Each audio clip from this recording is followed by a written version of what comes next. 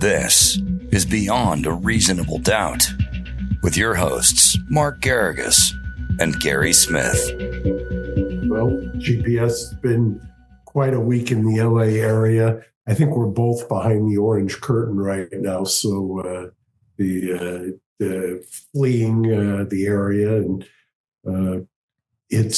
I never realized just how much of a elite I was until this fire, because the number of people that I know that have lost their houses in Pacific Palisades is off the charts, and also Altadena, which I grew up next door to. It's really something. Yeah, it's really been devastating. I have a very close friend who's not sure if he's lost his house in the Palisades yet, but certainly from all the pictures, I have to assume that he has, which is devastating. And welcome to the Orange Curtain. We welcome you, and it's quite lovely down here. Unfortunately, hard to be enjoying the great weather and the great scenery when everyone else is suffering such immense damage. But I'm very glad that everyone close to us has gotten somewhere that is safe. We have some people out in the desert. We have some people who have moved north, but it's just absolutely been very, very difficult. I'll tell you, the Altadena, the pictures of between Pacific Palisades and Altadena, and then kind of coming down North Lake are just, it looks like the aftermath of a world war. World War, yeah. It really is like nothing. I mean, I all kinds of friends have been texting nonstop, and I appreciate that, as I'm sure yours have. You're finding out just to make sure you're okay. And I tell them, for once, it is not overstated. The destruction is just off the charts. Yeah, it's apocalyptic. I have been traveling to and from Los Angeles several times this week, and you and I were speaking briefly before the show started. It's really stark how unimpacted kind of the Orange County area has been. It's starting to blow south now, so we're starting to get a little bit of it. But it's been very clear here, and we've been very, very lucky. But you get it anywhere near Los Angeles County, and it is just it's really bleak. And aside from sad, it's hard to live, hard to breathe. I was walking from my car to the office the other day, and you get halfway there, it's a block and a half, and it's heavy. If you feel it in your chest, it's just it's really a sad situation. In the speaking of blowback, the politicians have really taken some hits this week. I mean, there has been an endless criticism, justified, across the board as to things that are happening. One of the big recipients of a lot of this criticism is the mayor. There's a lot of people who have commented on the fact that she was in Ghana, visiting Ghana when this happened. She kind of froze up when she returned through LAX. She froze up again when she was doing something else. And now, I think we've got a clip of the LA Fire Department chief. And by the way, Gary, as we mention all the time, we could not be more fire department aficionados. I mean, we're housed in a fire station. Yeah. I could not be a bigger supporter of the fire department. We named the entity after the engine company, and I'm actually wearing the shirt in deference to that right now. I would hope that our bona fides are well established, that we are very pro fire in every sense of the. Could not be more pro LA Fire Department. And check out what's happening now. Let's. We're not going to run away from it. Let's see what she has to say. Let's hear it. Period. Did the city of Los Angeles fail you and your department and our city? It's my job to stand up as a chief and exactly say, justifiably, what the fire department needs to operate to meet the demands of the community. Did they fail you? That is our job. And I tell you, that's why I'm here. So let's get us what we need so our firefighters can do their jobs. Did they fail you? Yes. Chief Kristin Crowley, I believe the anchors wanted to ask a question. Yes, had some comments. We do, Gigi. If you could please ask her regarding the Times article that came out that the Santa Ynez Reservoir was closed to repairs and it was empty. 117 million gallons of water could have been used in this fight. The question is about the Santa Ynez Reservoir being empty. There's been a lot of questions about that.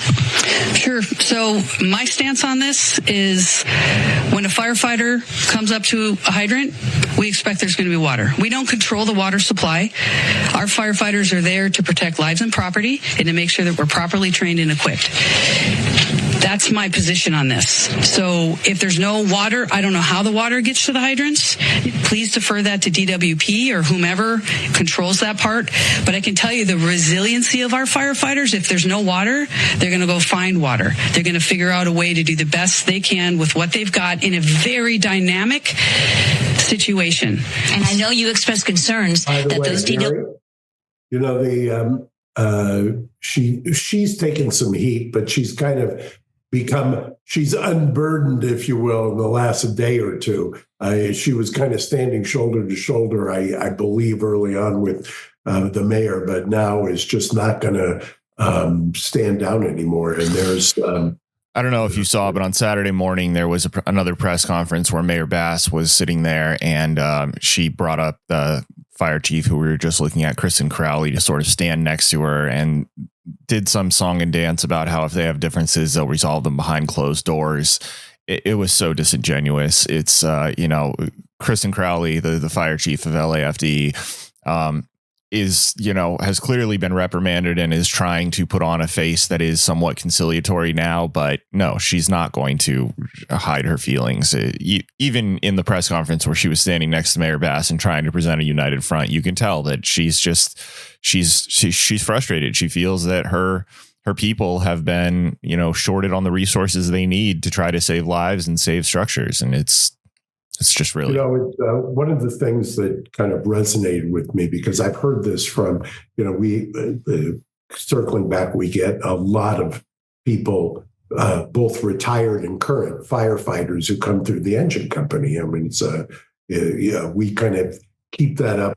We're the stewards, if you will, of the history of the LA Fire Department in Los Angeles, and proud of it. And almost to a man and a woman, the common refrain is the cutbacks on the budget for the fire department, for mechanical and mechanics, and to keep the kind of the infrastructure of the fire department up to date. And that, there's, when you think about it, you only have basically, as a politician, a couple of missions at the local level. And, fire and safety is either number one or two, right? I mean, what's your other mission? And the idea of not having the wherewithal to supply the resources to keep the actual engines going, or the people that you need to do the critical tasks, I think, is one of the reasons that there's going to be a lot of blowback here.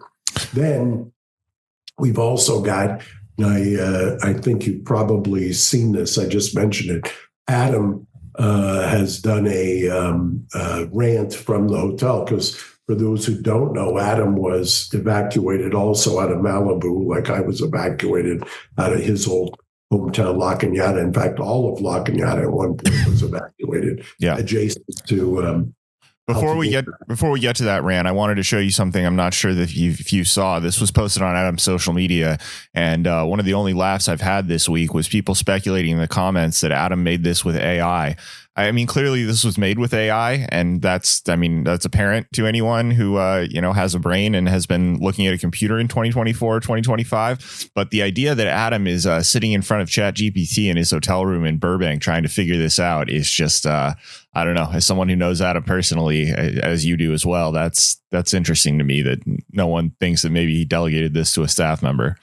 But that's just the still image. But you alluded to the clip, so let's watch some of Adam's thoughts, which are heated. And you pointed out correctly that he was evacuated. I'm not sure what the status of his home is. I hope certainly that it is still there, but from a lot of the... I think it's still, last I spoke, I believe it's still standing, but everything around it is done. Well, I certainly hope it stays that way, but it is, as things keep spreading and evolving, which it's really hard to believe to me that, on day 6 or so of this, that things are still evolving and not in a positive way.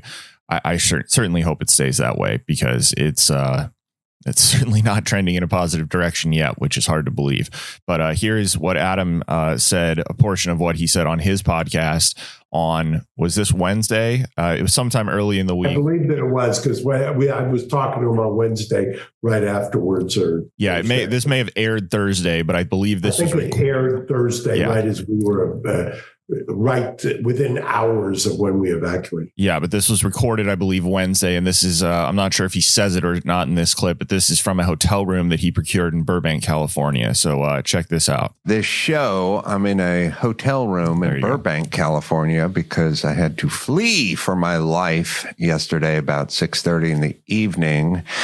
Now, you've all heard about the Malibu fire and the Pacific Palisades fire and the Santa Monica and Pasadena.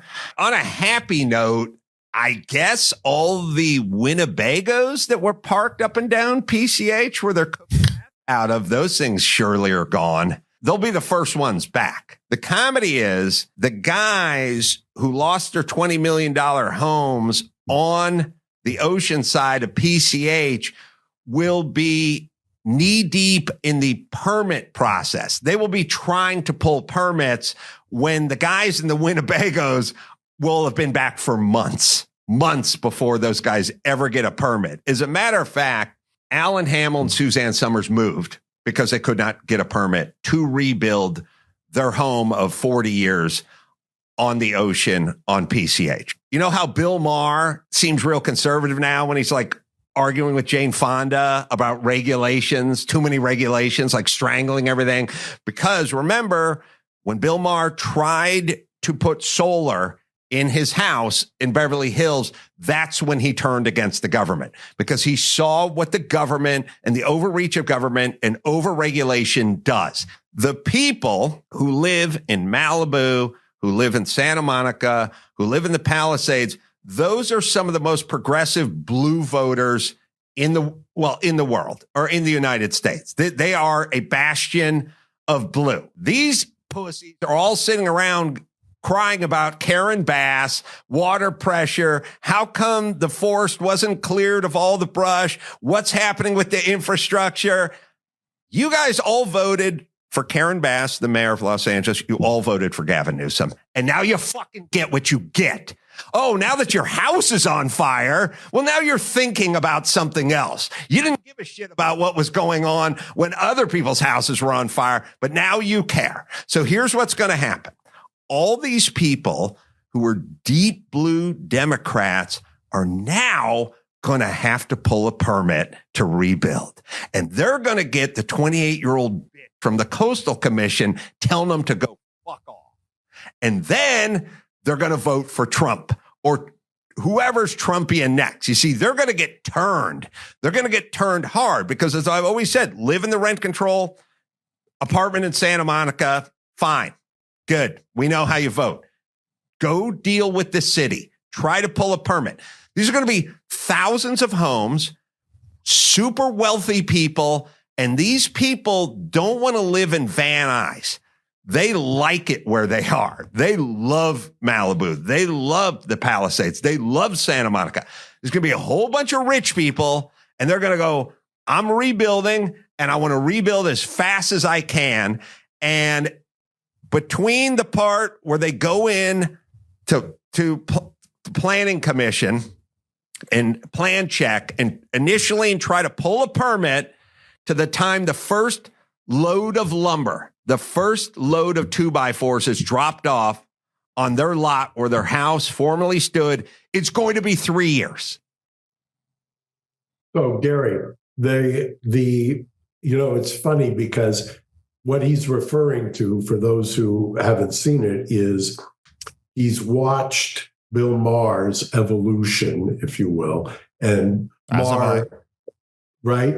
I believe it took almost 3 years for Bill Maher to have his solar installed and then to have the city come out and have them allow him to hook it up to the shed that he had built that housed the connection to his electrical panel.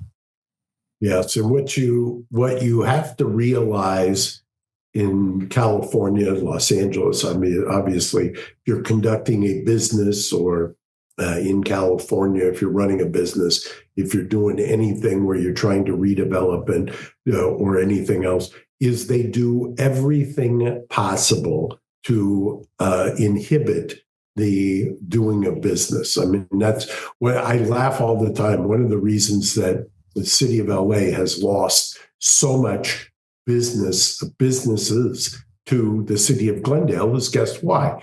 Why would you be in the city of LA where you're getting taxed for basically no services and having to basically have your own police force? I mean, we've got, as you know, Gary, we've got 24/7 security.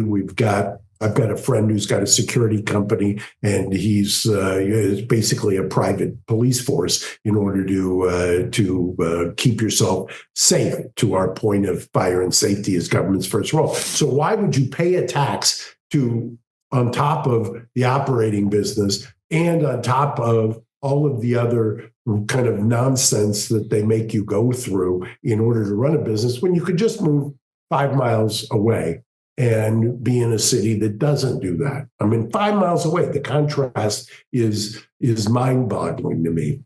You could also not expand or do anything else. I saw, the LA Times did an article. It would have been, I thought LA Mag had a little envy. They did kind of iconic restaurants that have disappeared in the last year.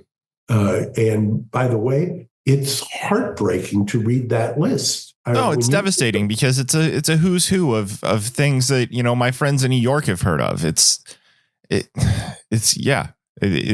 Well, I was walking the other day just down to the pantry. Mind you, for 60 years that I've been alive, the pantry didn't lock up.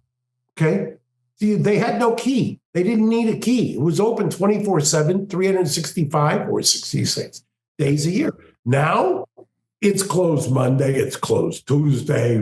I mean, now, mind you, I understand COVID happened and the lockdowns happened. But by the way, the same kinds of policies for COVID that we're living the COVID hangover are mind-boggling that that the city has not learned. And you just sit here and you say to yourself, when is the kind of worm going to turn? I'm hoping that next year. In fact, I was just talking with Antonio Villagrosa, who used to be the mayor of LA. And for whatever you want to say about Antonio, when he was mayor of LA, you can chart the ascendance of downtown LA. He understood it. He got it.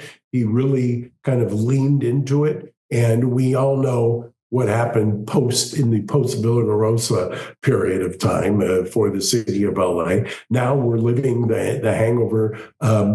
Adam does another rant, which he and I have privately talked about. We were on Christmas Day when he was over at the house. We were talking about just the kind of the band of incompetence that you have to deal with and what is going to happen. And he said, well, it's the old pendulum swing. It will swing back. Unfortunately, it's always some black swan catastrophic event that causes people to crystallize in their thinking. And, I guess there is a silver lining here that this will kind of wake some people up.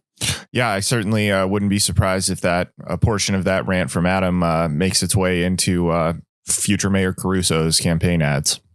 Well, it would not surprise me, and he's leaning into it. I believe, by the way, he made some waves because he went on one of the local news stations and revealed that all 3 of his children lost their homes. Which, set politics aside, it's like that's That's a pretty strong message from somebody who's got political aspirations. If they can say, you know, all three of my children have now ended up homeless and without structures as a result of this, it's, you know, it's really, really tough. A pro tip for you there, Mark, next time you organize a cocktail party, I wouldn't invite Antonio and Adam. That might not go well for you.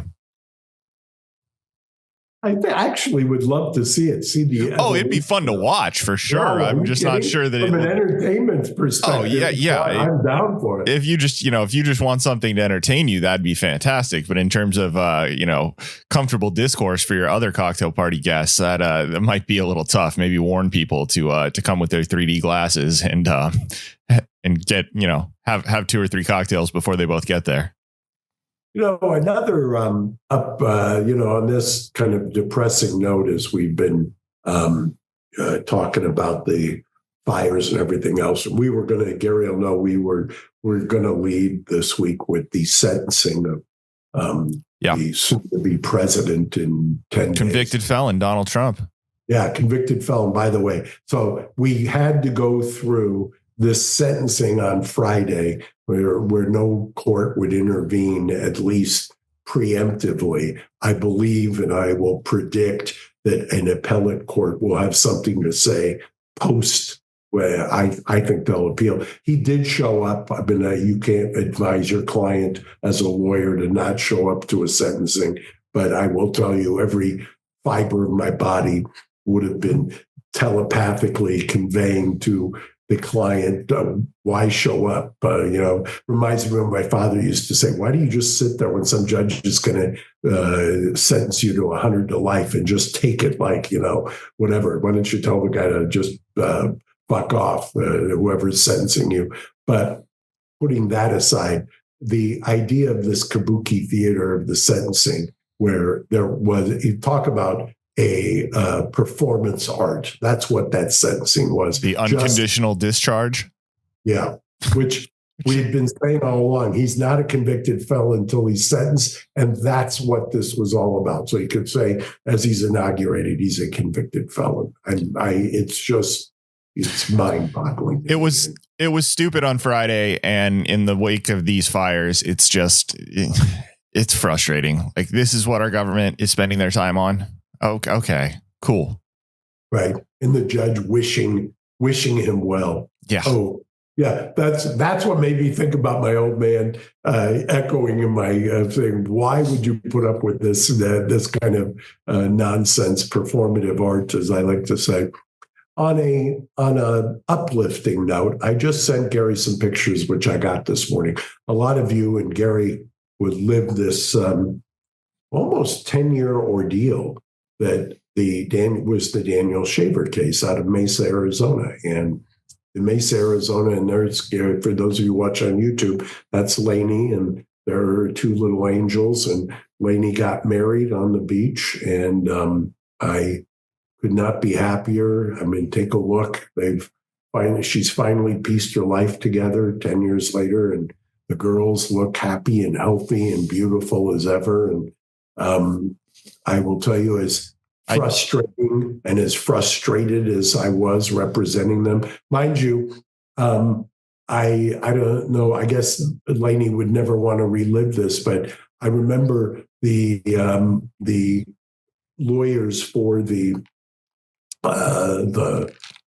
city of Mesa trying to get me basically disbarred for advancing money to the client so she could get mental health treatment, and actually had to do a hearing because I had advanced money, which comported with California law, but not with Arizona law. Arizona law, it was okay if I had sent them to a funder, a litigation funder, who would charge 100% interest again, and then put a lien on their settlement. But the fact that I did it and did it appropriately and then gifted it to them, they wanted to get me disbarred for that, if you can believe it.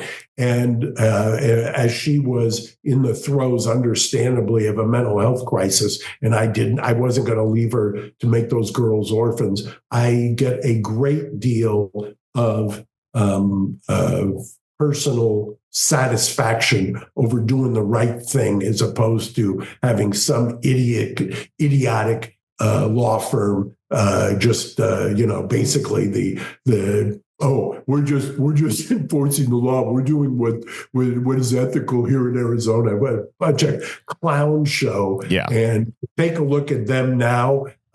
Stick it to. Next week I should put on excerpts from their idiotic filing, because take a look at this. She made it through to the other side.